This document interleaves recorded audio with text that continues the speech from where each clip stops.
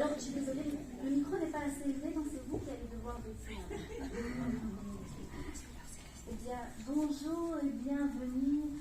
Merci, un tout grand merci d'être là, de ne pas avoir vu la pluie de ce matin et d'avoir été interpellé par les petites éclaircies qui se propagent dans le ciel et qui vont nous accompagner durant cette balade. Alors, cette balade s'inscrit dans un projet qui est celui de la Journée internationale des droits des femmes, où nous souhaitions mettre en valeur les autrices, ces artistes féminines qui signent de belles pages et qui habitent la région. Et donc, nous, c'est les créatrices, c'est-à-dire un plus collectif qui s'est créé. Vous voyez les personnes derrière moi. Eh bien, elles sont issues de la SDL Vie Féminine et du Centre culturel. On s'est associés pour créer une dynamique autour de la valorisation du matrimoine, et cette année, matrimoine littéraire. Qui est là. Catherine Lheureux, qui est là aussi. Voilà, Stéphanie Gérin, près de la porte, et Bérangère Lhomme. Voilà, merci à vous. Merci pour votre présence.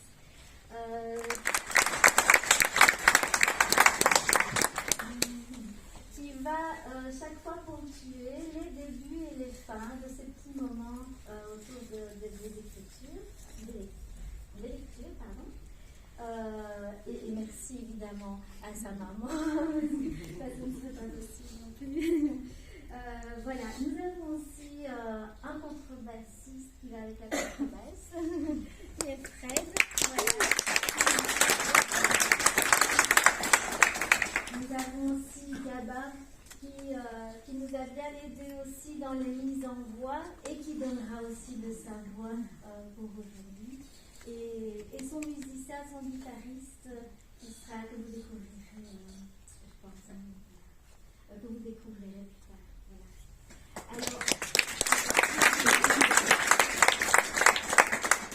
Alors, le parcours n'est pas très long. Je vous en donne juste quelques indications pour que vous...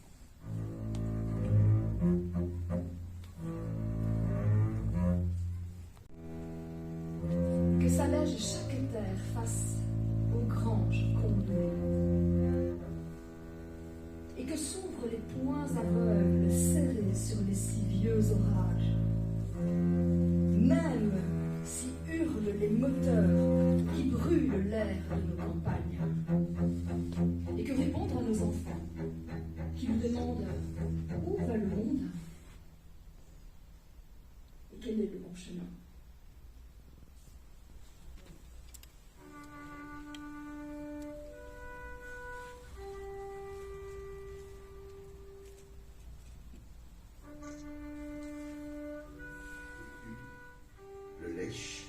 Jusqu'au goût de sel, j'apprivoise sa jouissance, j'imprime ses désirs et j'attends que demain se fasse à nouveau soir et nuit. Pourquoi s'encombrer d'un messager? Il nous lira, nous devinera. Sondez, nous perdrons notre anonymat, notre lingerie si fine. Je préfère dire au vent, sa discrétion nous rassurera. Et s'il lui venait de parler, les fleurs éclisseront leur soutien. Elles diront les sommes, les mots imprimés répertorient.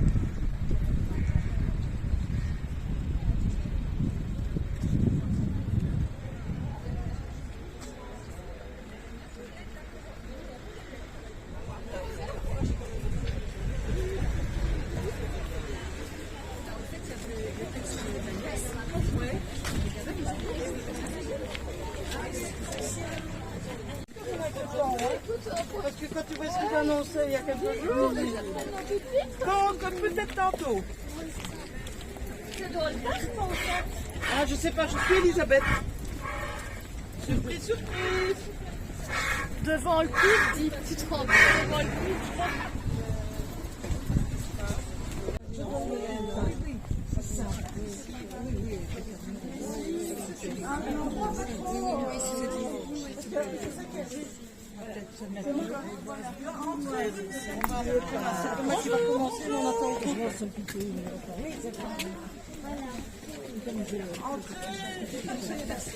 Non, ça va, regarde.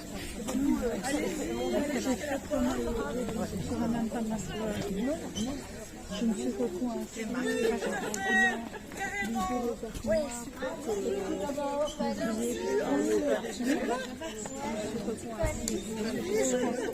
On va jusque-là.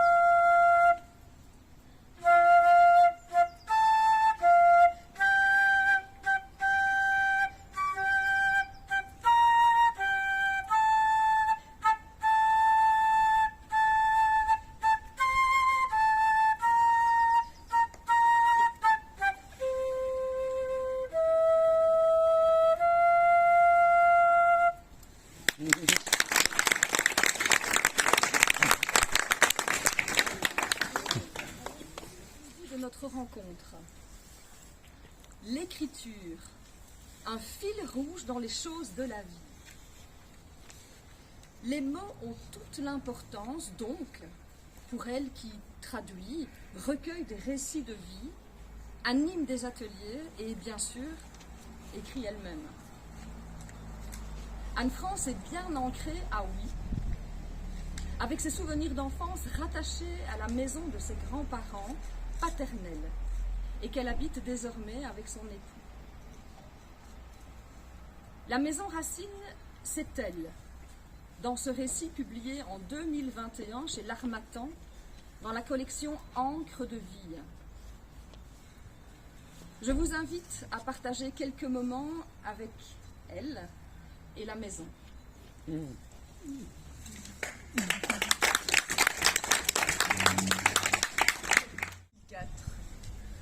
Le lundi matin, j'ai raconté à ma collègue Gerda, en buvant un thé vert, le moment passé sur la cour chez ma grand-mère paternelle le samedi au crépuscule. Elle a conclu « Cette maison t'appelle ». J'ai réagi en balayant l'idée d'un revers de pensée. « Mais Gerda, c'est la maison de ma maman !» Belle maison généreuse, cherche famille tranquille pour lien indéfectible. Maison agréable et confortable, conçue par un perfectionniste, construite avec soin et de beaux matériaux, cherche habitants de la même trempe pour vie en harmonie. Maison idéalement située dans un quartier calme, à proximité du centre, cherche habitants pour vie agréable dedans et dehors. Grande et belle maison convient à la fois pour vie professionnelle et privée. De compagnie, à condition qu'il soit tranquille et routinier. Son rêve était d'être chatte unique. Elle avait supporté sa sœur, Zazie, pendant 16 ans. Il était hors de question, pour elle, de tolérer la présence d'un autre minet, peu importe sa ténacité ou sa fourrure.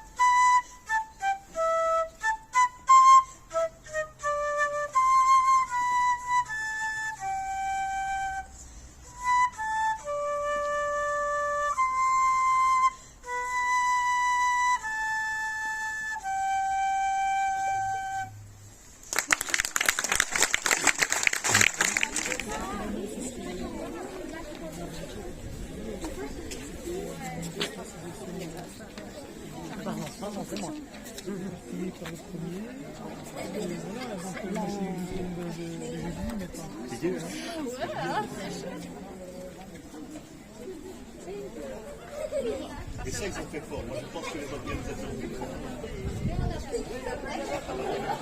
C'était une pétition.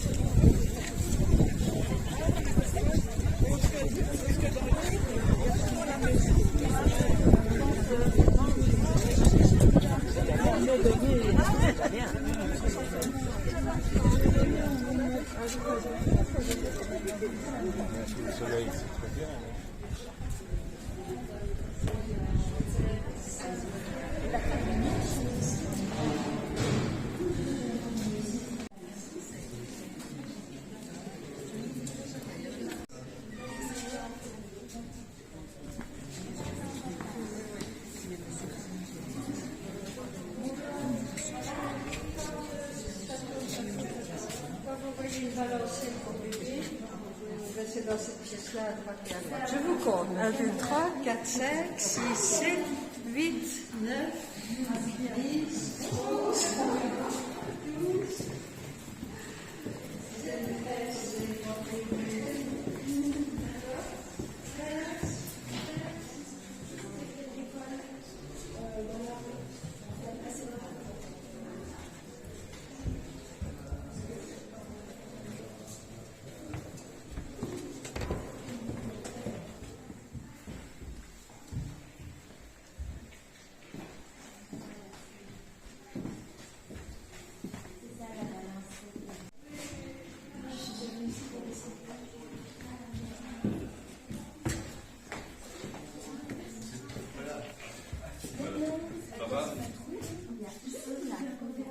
Bon, tu peux.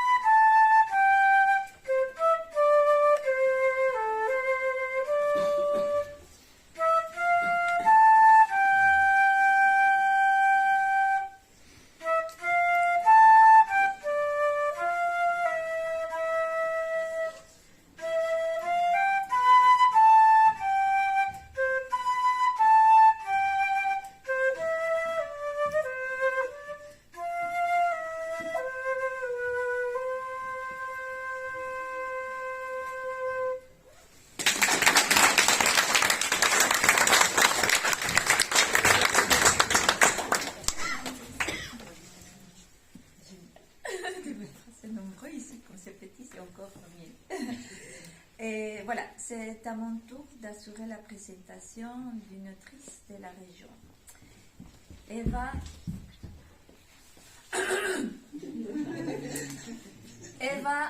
Je présente Eva.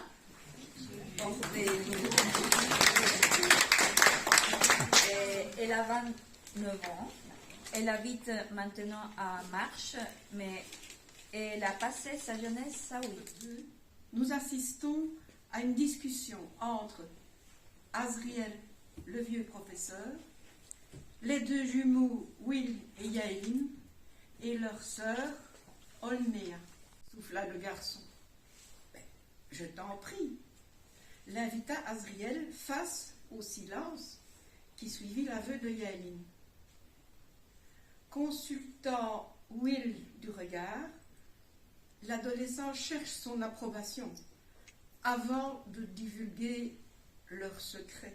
Je veux venir peut-être près de moi et voilà, si vous souhaitez poser des questions, si tu veux compléter les choses de ce que nous venons de présenter, je propose quelques minutes assez courtes d'échange. Je ne sais pas si l'un d'entre vous a une question.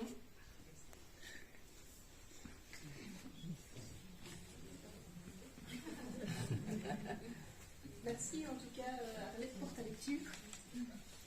Si vous êtes rentré dans l'univers, on n'en connaît pas encore tous les détails, mais c'est le chapitre 2, donc il y a des choses qui s'expliquent au fur et à mesure de la lecture, mais ça donne une idée de la manière dont sont abordés certains événements et de ce qui va être le fil conducteur de l'histoire. En fait, les jumeaux sont choisis tous les deux par les dieux pour devenir le magistère, alors que d'habitude il n'y en a qu'un seul. Et en plus, le magistère précédent a été assassiné, on ne sait pas pourquoi. Personnage des jumeaux, mais par contre écrire d'autres histoires avec d'autres personnages dans le même univers, ça oui. Ça oui,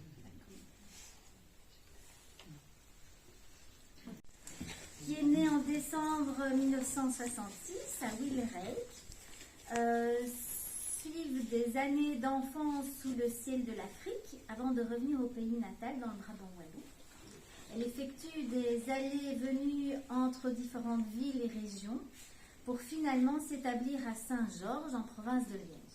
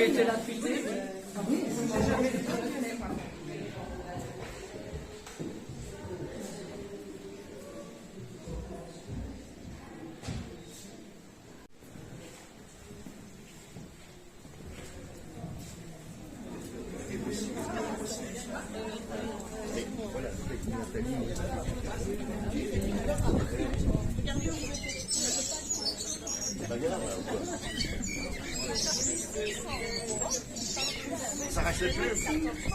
Non, vous n'en avez pas vu. De plus travailler que c'est ça.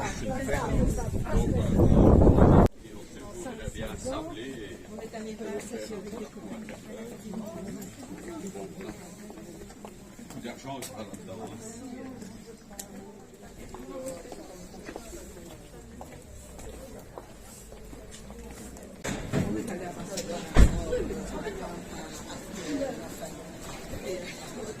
On avait pris sa guitare avec lui parce qu'il était parti sur la chambre proche avec lui. Ça a été, quand ça a été remis,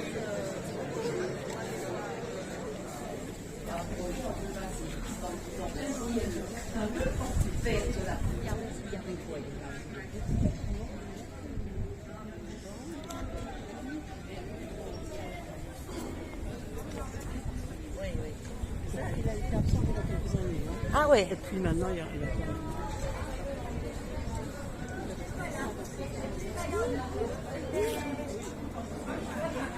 Dépêchez-vous d'entrer, pour une chaise.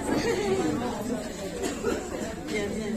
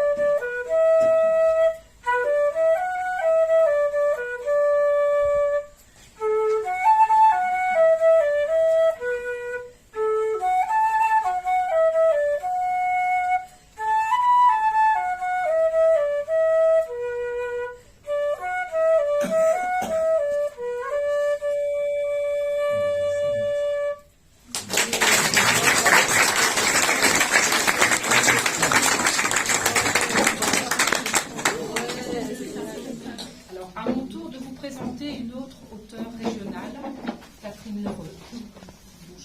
Cette Trésvignonne dans l'âme, maman d'une jeune fille aujourd'hui âgée de 18 ans, est née à Huy en 1978. Pour ensuite grandir à Mox, à proximité de Hannu. Et enfin se marier à Wans et y vivre depuis l'an 2000 tout en travaillant à Brême. Nous transporte à travers une immersion inhabituelle dans le passé de notre terroir local, à la fois romancé et teinté d'une rigueur et d'une authenticité historique toute professionnelle. Catherine va maintenant vous lire un extrait de son livre. Celui-ci nous parle du commandant Malempré, qui sera par ailleurs le personnage central de sa prochaine et 5e édition. Merci.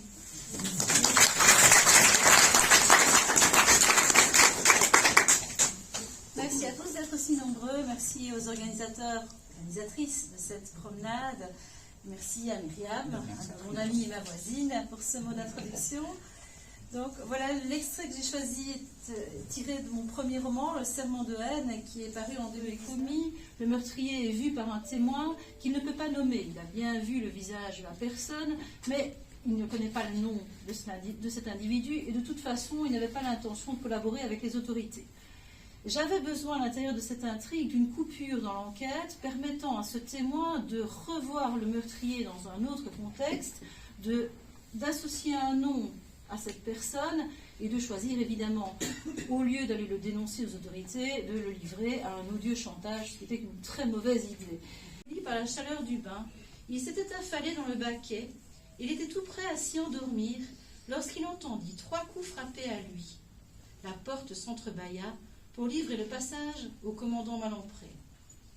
D'abord mal à l'aise, Grégoire remarqua très vite que le chef de corps n'arborait pas l'attitude hautaine qui lui était familière. Il paraissait au contraire très détendu, inhabituellement gai et souriant. Il s'était avancé jusqu'à la bassine, et c'est avec un... Mais aucun élément de son passé n'avait jamais filtré. Nous aurons l'occasion encore de papoter allègrement avec les différentes autrices que nous rencontrons tout à l'heure en prenant le petit verre. Et à toi, Arlette, maintenant pour présenter Stéphanie. Donc maintenant, c'est à mon tour de vous présenter une auteure de la région, Stéphanie Gérard. Bourgeoise d'adoption, Stéphanie Gérard est une scientifique dans l'âme. En effet, à 36 ans, elle est titulaire d'un master en biochimie générale et d'un doctorat en biochimie végétale obtenu à l'université de Lyon. Donc je vais vous lire 2 extraits du recueil de nouvelles futures plus qu'imparfaites. D'abord de la nouvelle Nobel. Dans un mauvais jour, elle avait vociféré aux oreilles de Salomon. « Tu vaux mieux que ce qu'ils veulent faire de toi, ma fille. J'ai des projets. Tu seras quelqu'un. Et moi, qui me sacrifie pour ton bonheur, j'aurai la satisfaction de voir que tu deviens ce que j'ai toujours ambitionné, pour toi comme pour moi, une femme insoumise, indépendante et supérieure aux hommes. Sans même qu'ils s'en aperçoivent, égocentriques qu'ils sont, tu les surclasseras. Tu as du talent, tu as des capacités. Tu vas leur rendre la monnaie de ma pièce et leur montrer de quelle voie Raccourcis un petit peu parce que les gens commencent à s'alourdir. Oui, il y avait normalement un petit échange, etc. Mais on le fera après de façon informelle si vous voulez bien à la Juvénal, avec aussi peut-être des livres en main, parce que vous aurez la possibilité de découvrir les livres, les ouvrages de ces autrices.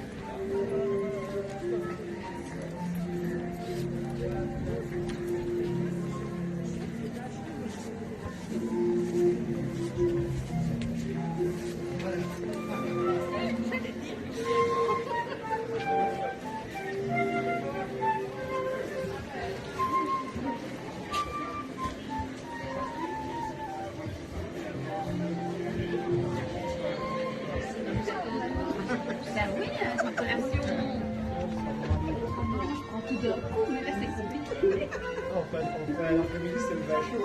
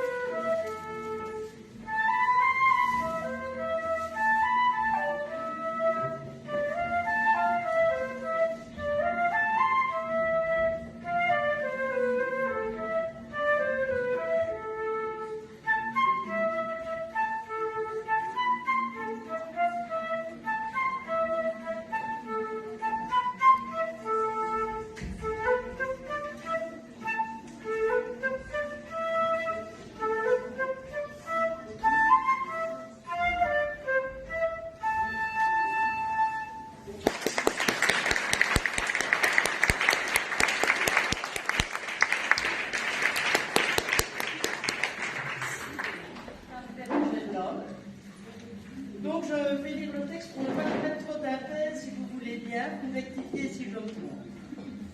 Voilà. Madame Bérangère Lhomme est née à Oui et elle vit maintenant à Moa. Aujourd'hui, à presque 60 ans, Bérangère Lhomme évolue entourée de l'affection des 3 hommes de sa famille, son mari et ses 2 fils. Petite, elle voulait déjà être écrivaine. Elle a donc choisi très naturellement de faire des études de journalisme. De tâche de peut-être un peu pour l'ambiance, après les belles lectures de cet après-midi et cette très belle promenade. Donc en effet, j'ai écrit un roman qui s'appelle La 100e femme, dont le sujet est le viol et la culture du viol. Je ne l'ai pas écrit, souvent on me demande si j'ai fait ça comme une manière de faire ma thérapie à moi, à force d'entendre le témoignage de beaucoup de femmes qui ont été violées. Et en fait, ce n'est pas ça, c'est pas un exutoire, c'était vraiment le besoin de témoigner aussi pour elles, parce que c'est toujours et encore très très compliqué de parler quand on a été violé, c'est encore toujours très compliqué. Vous voulez bien.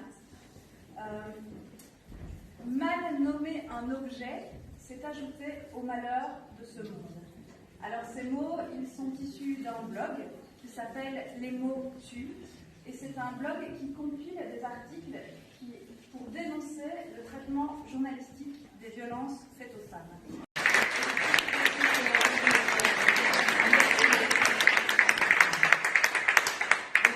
On va vous laisser découvrir cette exposition, participer à l'animation que Justine vous a proposée, et puis y inviter aussi dans la dernière salle. Servez-vous. Merci encore. Bonne visite. Il